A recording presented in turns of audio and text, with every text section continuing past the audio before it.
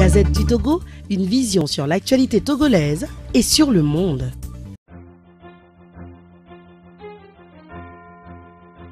Vous avez vu en rouge l'espace CEDEAO. Et ici, il y a un point, c'est le point de la détermination, de la mobilisation. Ce point symbolise tous ces points qui sont tous élevés ici. C'est comme quelque chose que encore j'aimerais pour donner vie à l'Afrique. J'aimerais quand même qu'on garde l'affiche et que nous soyons tous déterminés dans le Parlement pour passer à la France insoumise de Jean-Luc Mélenchon. Donc ça fait signe de mobilisation et de détermination parce que aucun changement ne peut advenir sans nous, sans détermination, sans notre volonté. Donc j'allais me dire, au-delà des aspects juridiques, contraignants, pas contraignants, notre détermination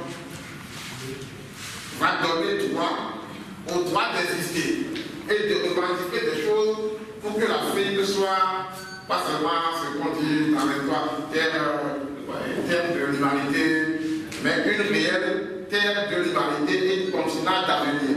Merci. Merci beaucoup pour ces explications. Je ne vais pas les citer ici. Et à chaque fois, donc, ce sont les citoyens qui subissent les contre-coups de l'absence de démocratie. Ce sont les citoyens qui subissent la mauvaise gouvernance avec tout ce qu'il y a comme corollaire en termes de paupérisation, en termes de corruption. Et nous avons l'impression que les citoyens subissent, mais qu'ils n'ont jamais la possibilité de s'exprimer, de donner leur point de vue pour faire changer les choses. Aujourd'hui, la société civile ouest-africaine veut se positionner clairement par rapport à ces différentes thématiques, notamment donc la démocratie, la bonne gouvernance et faire des recommandations fortes à l'endroit des responsables des différents pays. Vous parlez de recommandations et d'abord avant les recommandations, qu'est-ce qui sera discuté concrètement pour Nous allons discuter autour du protocole, qui est un protocole additionnel qui s'intitule Protocole sur la démocratie et la bonne gouvernance de la CEDEAO. Donc c'est un protocole qui passe en revue plusieurs aspects. Les aspects de démocratie, avec les élections, la transparence des élections, l'observation électorale, le rôle de la CEDEAO dans la sous-région, le rôle de l'armée également dans les démocraties. Je crois que c'est très important qu'on puisse aborder ce sujet. Le protocole parle également de tout ce qui est bonne gouvernance, la place des femmes, la place des enfants, la place des jeunes, etc., etc. Et donc, en tant que société civile, nous ne nous sommes jamais prononcés. Nous avons toujours laissé les chefs d'État décider de la bonne marche des choses, sans jamais exprimer notre point de vue. Et là, c'est un nouveau départ. Nous voulons que les différentes sociétés civiles se retrouvent ensemble, réfléchir ensemble, pour ensuite voir comment est-ce qu'ensemble on peut faire un contrôle et un meilleur suivi des différentes actions publiques. Alors aujourd'hui, quel est le regard de la société civile africaine sur la CEDEAO, je ne pourrais pas répondre à la place des autres. Je pense que ce sommet sera l'occasion justement de revenir sur cette grande institution qui vise à faire des réformes. Parce que je pense qu'au sein même de l'institution, on a l'impression, on a compris que la CEDEAO n'est pas la CEDEAO des peuples. Et quand vous discutez avec eux, ils vous disent la grande vision aujourd'hui, c'est de faire de la CEDEAO des peuples.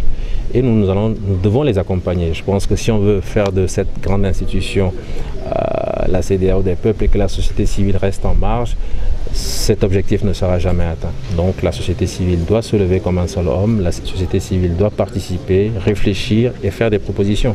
Quand on parle de société civile, je pense que vous avez toutes les couches de la société, vous avez les intellectuels, vous avez les élites, vous avez les universitaires, vous avez également les paysans qui sont concernés.